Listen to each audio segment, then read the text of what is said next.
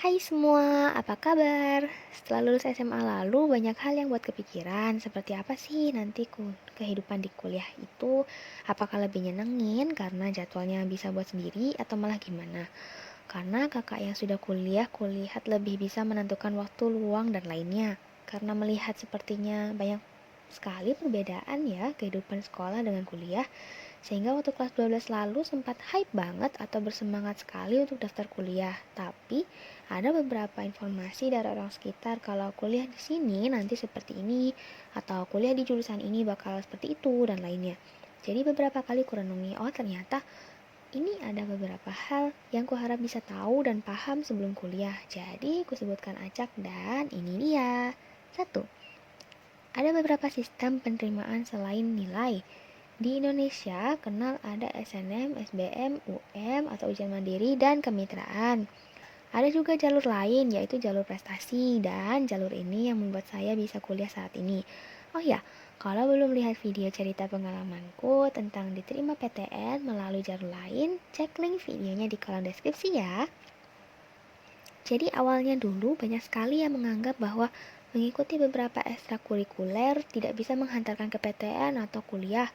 Tentu dulu sempat kurang yakin, tapi ada teman dari satu sekolah SMP yang ajak nih, ayo ikutan ekskul ini, kayaknya seru. Terus waktu demo ekskul dan datang ke standnya, dikenalkan kalau prestasi di ekstrakurikuler ini bisa jadi pegangan buat masuk PTN waktu kuliah nanti.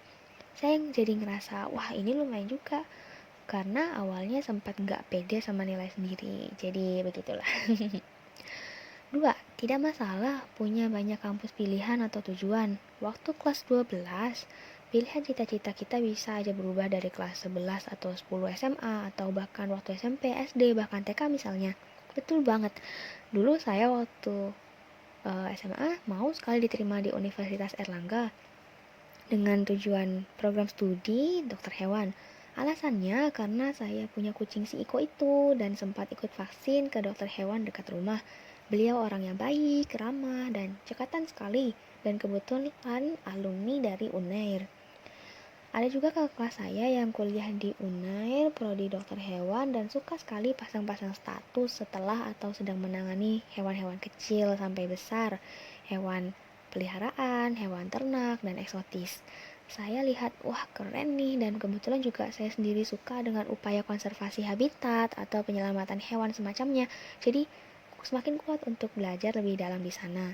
Tapi setelah cari-cari informasi lagi, ternyata selain di UNAIR, ada lagi IPB dan UGM yang menyediakan prodi tersebut, jadi sempat berubah-berubah seperti itu.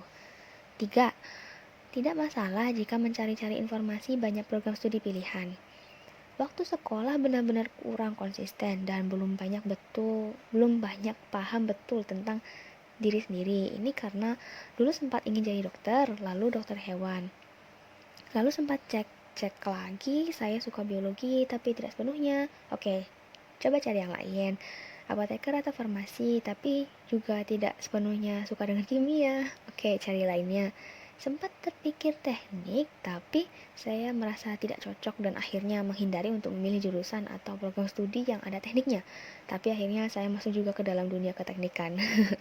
Kalau saya awalnya semua pilihan program studi itu datang dan terpikir karena ada figur, seperti saudara atau kerabat, kenalan dari penelitian atau expert, dokter hewan langganan Iko, dan lainnya.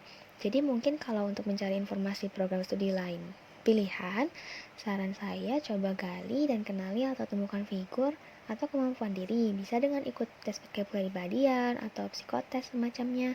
Dari situ bisa membantu untuk menemukan jurusan pilihan. Yang keempat, cari dan temukan buku panduan program studi yang dijalani. Ini baru saya ketahui saat cek berkas atau file untuk persiapan tugas akhir di liburan semester ini. Dan ternyata betul-betul ada buku panduan program studi yang isinya semua mata kuliah dari awal semester 1 sampai lulus.